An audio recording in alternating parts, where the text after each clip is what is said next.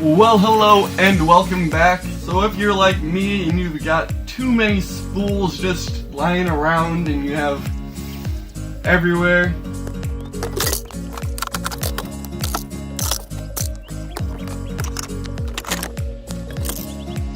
well, I found some space on the wall, so we decided to print a ton of these spool holders that are actually decently strong and they fit about 2 per each. One kind of hangs off, but we live nowhere near any earthquakes or hurricanes, so I think we're good. We don't have to worry about any of that stuff falling, but yeah, we just got tons of spools just lying around everywhere. You might as well just hang them all up, put them all in one place. Yeah. They look pretty nice, pretty strong.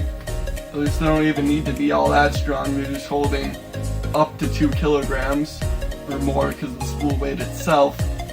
But it's, yeah. I don't have a time lapse of any of them printing, so.